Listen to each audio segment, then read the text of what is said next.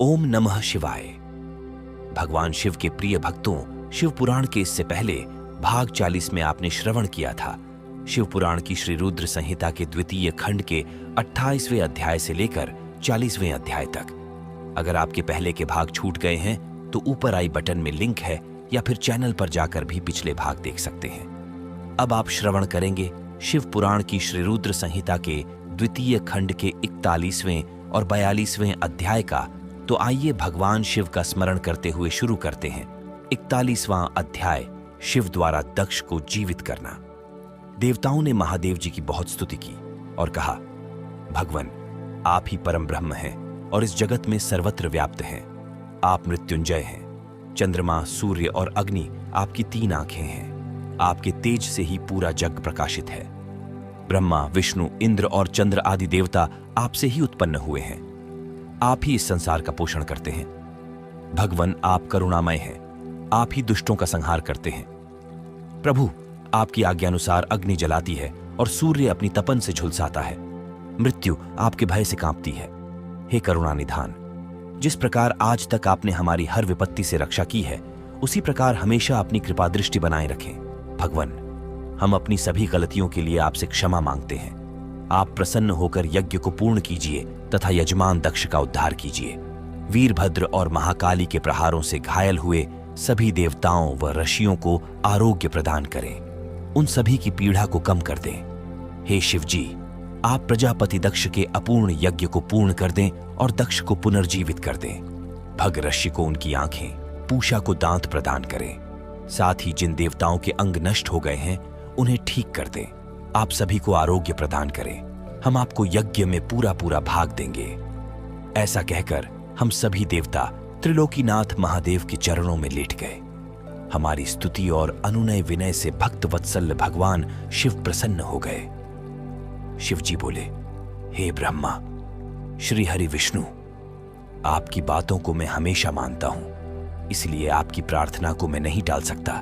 परंतु मैं यह बताना चाहता हूं कि दक्ष के यज्ञ का विध्वंस मैंने नहीं किया है। उसके यज्ञ का विध्वंस इसलिए हुआ क्योंकि वह हमेशा दूसरों का बुरा चाहता है, उनसे द्वेष रखता है। परंतु जो दूसरों का बुरा चाहता है उसका ही बुरा होता है। अतः हमें कोई भी ऐसा कार्य नहीं करना चाहिए जिससे किसी को कष्ट हो। तुम्हारी प्रार्थना से मैंने तुम्हें क्षमा कर दिया है और तुम्हारी विनती मानकर मैं दक्ष को जीवित कर रहा हूं। परंतु दक्ष का मस्तक अग्नि में जल गया है, इसलिए उनके सिर के स्थान पर बकरे का सिर जोड़ना पड़ेगा। भग सूर्य के नेत्र से यज्ञ भाग को देख पाएंगे तथा पूषा के टूटे हुए दांत सही हो जाएंगे। मेरे गणों द्वारा मारे गए देवताओं के टूटे हुए अंग भी ठीक हो जाएंगे। भृगु की दाढ़ी बकरे जैसी हो जाएगी। सभी अध्वर्यु प्रसन्न होंगे। यह कहकर वेदी के अनुसरण करता परम दयालु भगवान शंकर चुप हो गए। तत्पश्चात मैंने और विष्णु जी सहित सभी देवताओं ने भगवान शिव का धन्यवाद किया। फिर देवर्षियों सहित शिव जी को उस यज्ञ में आने के लिए आमंत्रित कर हम लोग यज्ञ के स्थान पर गए जहां दक्ष ने अपना यज्ञ आरंभ किया था। उस कनखल नामक यज्ञ क्षेत्र में शिव जी भी पधारे। तब उन्होंने वीरभद्र द्वारा किए गए उस विध्वंस को देखा। स्वाहा, स्वधा, पूषा, तुष्टि, धृति, समस्त ऋषि, पितर, अग्नि व यज्ञ, गंधर्व और राक्षस वहां पड़े हुए थे। कितने ही लोग अपने प्राणों से हाथ धो चुके थे। तब भगवान शिव ने अपने परम पराक्रमी सेनापति वीरभद्र का स्मरण किया। याद करते ही वीरभद्र तुरंत वहां प्रकट हो गए और उन्होंने भगवान शिव को नमस्कार किया। तब शिव जी हंसते हुए बोले कि हे वीरभद्र, तुमने तो थोड़ी सी देर में सारा यज्ञ विध्वंस कर दिया और देवताओं को भी दंड दे दिया। हे वीरभद्र, तुम इस यज्ञ का आयोजन करने वाले दक्ष को जल्दी से मेरे सामने ले आओ। भगवान शिव की आज्ञा पाकर वीरभद्र गए और दक्ष का शरीर वहां लाकर रख दिया, परंतु उसमें सिर नहीं था। दक्ष के शरीर को देखकर शिवजी ने वीरभद्र से पूछा कि दक्ष का सिर कहां है। तब वीरभद्र ने बताया कि दक्ष का सिर काटकर उसने यज्ञ की अग्नि में ही डाल दिया था। तब शिवजी के आदेशानुसार बकरे का सिर दक्ष के धड़ में जोड़ दिया गया। जैसे ही शिवजी की कृपा दृष्टि दक्ष के शरीर पर पड़ी, वह जीवित हो गया। दक्ष के शरीर में प्राण आ गए और वह इस प्रकार उठ बैठा जैसे गहरी नींद से उठा हो। उठते ही उसने अपने सामने महादेव जी को देखा। उसने उठकर उन्हें प्रणाम किया और उनकी स्तुति करने लगा। उसके अर्थात दक्ष के हृदय में प्रेम उमड़ आया और उसके प्रसन्न चित्त होते ही उसका कलुषित हृदय निर्मल हो गया। तब दक्ष को अपनी पुत्री का भी स्मरण हो गया और इस कारण दक्ष बहुत लज्जित महसूस करने लगा। तत्पश्चात अपने को संभालते हुए दक्ष ने करुणानिधान भगवान शिव से कहा, हे कल्याणमय महादेव जी, आप ही इस जगत के आदि और अंत हैं। आपने ही इस सृष्टि की रचना का विचार किया है। आपके द्वारा ही हर जीव की उत्पत्ति हुई है। मैंने आपके लिए अपशब्द कहे और आपको यज्ञ में भाग भी नहीं दिया। मेरे बुरे वचनों से आपको बहुत चोट पहुंची है, फिर भी आप मुझ पर कृपा कर यहां मेरा उद्धार करने आ गए। भगवान, आप ऐश्वर्य से संपन्न हैं। आप ही परमपिता परमेश्वर हैं। प्रभु, आप मुझ पर एवं यहां उपस्थित सभी जनों पर प्रसन्न होइए और हमारी पूजा अर्चना को स्वीकार कीजिए। ब्रह्मा जी बोले, नारद। इस प्रकार भगवान शिव की स्तुति करने के बाद दक्ष चुप हो गए। तब श्री हरि विष्णु जी ने भगवान शिव की बहुत स्तुति की। तत्पश्चात मैंने भी महादेव जी की बहुत स्तुति की। भगवान, आपने मेरे पुत्र दक्ष पर अपनी कृपा दृष्टि की और उसका उद्धार किया। देवेश्वर, अब आप प्रसन्न होकर सभी शापों से हमें मुक्ति प्रदान करें। महामुनि। इस प्रकार महादेव जी की स्तुति करके मैं दोनों हाथ जोड़कर और सिर झुकाकर खड़ा हो गया। हम सभी देवगणों की स्तुति सुनकर भगवान शिव प्रसन्न हो गए और उनका मुख खिल उठा। तब वहां उपस्थित इंद्र सहित अनेक सिद्धों, ऋषियों और प्रजापतियों ने भी भक्तवत्सल करुणानिधान भगवान शिव की अनेकों बार स्तुति की।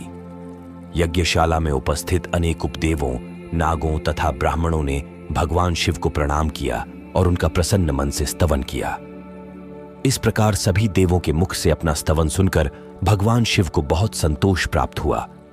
शिव पुराण की श्री रुद्र संहिता के द्वितीय खंड का 41वां अध्याय समाप्त हुआ। अब आप श्रवण कर रहे हैं 42वां अध्याय, दक्ष का यज्ञ को पूर्ण करना। ब्रह्मा जी कहते हैं, नारद मुनि, इस प्रकार श्री हरि मेरे देवताओं और ऋषि मुनियों की स्तुति से भगवान शंकर बहुत प्रसन्न हुए। वे हम सबको कृपा दृष्टि से देखते हुए बोले, प्रजापति दक्ष, मैं तुम सभी पर प्रसन्न हूं। मेरा अस्तित्व सबसे अलग है। मैं स्वतंत्र ईश्वर हूं, फिर भी मैं सदैव अपने भक्तों के अधीन ही रहता हूं। 4 प्रकार के पुण्यात्मा मनुष्य ही मेरा भजन करते हैं। उनमें पहला अर्थ, दूसरा जिज्ञासु, तीसरा अर्थार्थी और चौथा ज्ञानी है। परंतु ज्ञानी को ही मेरा खास सान्निध्य प्राप्त होता है। उसे मेरा ही स्वरूप माना जाता है। वेदों को जानने वाले परम ज्ञानी ही मेरे स्वरूप को जानकर मुझे समझ सकते हैं। जो मनुष्य कर्मों के अधीन रहते हैं वे मेरे स्वरूप को नहीं पा सकते। इसीलिए तुम ज्ञान को जानकर शुद्ध हृदय एवं बुद्धि से मेरा स्मरण कर उत्तम कर्म करो।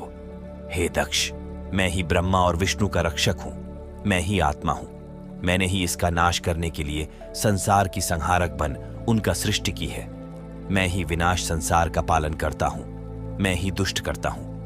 बुद्धिहीन मनुष्य जो कि सदैव सांसारिक बंधनों और मोह माया में फंसे रहते हैं, कभी भी मेरा साक्षात्कार नहीं कर सकते।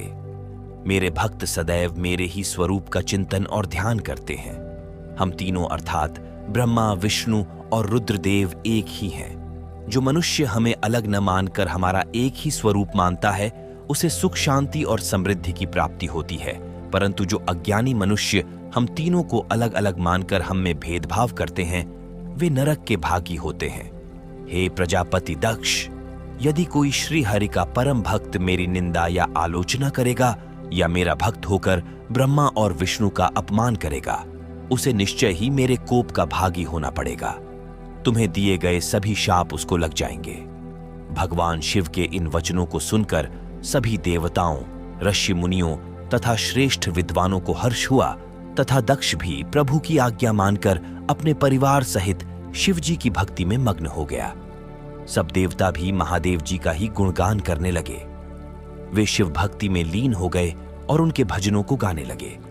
इस प्रकार जिसने जिस प्रकार से भगवान शिव की स्तुति और आराधना की, भगवान शिव ने प्रसन्नतापूर्वक उसे ऐसा ही वरदान प्रदान दिया। तत्पश्चात भक्त वत्सल भगवान शंकर जी से आज्ञा लेकर प्रजापति दक्ष ने अपना यज्ञ पुनः आरंभ किया। उस यज्ञ में उन्होंने सर्वप्रथम शिव जी का भाग दिया। सब देवताओं को भी उचित भाग दिया गया।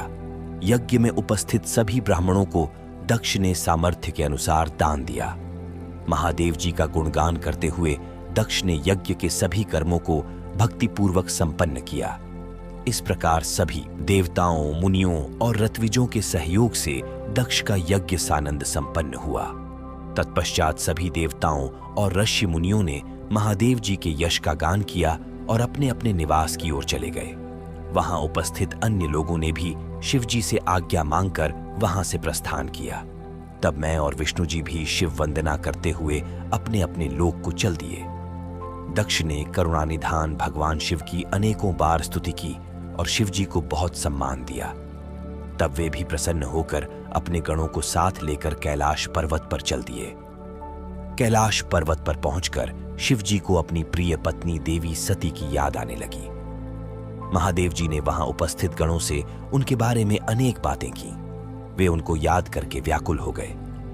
हे नारद, मैंने तुम्हें सती के परम अद्भुत और दिव्य चरित्र का वर्णन सुनाया। ये कथा भोग और मोक्ष प्रदान करने वाली है। ये उत्तम वृत्तांत सभी कामनाओं को अवश्य पूरा करता है। इस प्रकार इस चरित्र को पढ़ने व सुनने वाला ज्ञानी मनुष्य पापों से मुक्त हो जाता है। उसे यश, स्वर्ग और आयु की प्राप्ति होती है। जो मनुष्य भक्तिभाव से इस कथा को पढ़ता है, उसे अपने सभी सत्कर्मों के फलों की प्राप्ति होती है। भगवान शिव के प्रिय भक्तों, शिव पुराण कथा की श्री रुद्र संहिता के द्वितीय खंड का 40वां अध्याय समाप्त हुआ और साथ ही श्री रुद्र संहिता का द्वितीय खंड भी समाप्त हुआ। अगली वीडियो में आप श्री रुद्र संहिता के तृतीय खंड के पहले अध्याय का श्रवण करेंगे। तब तक के लिए हर हर महादेव।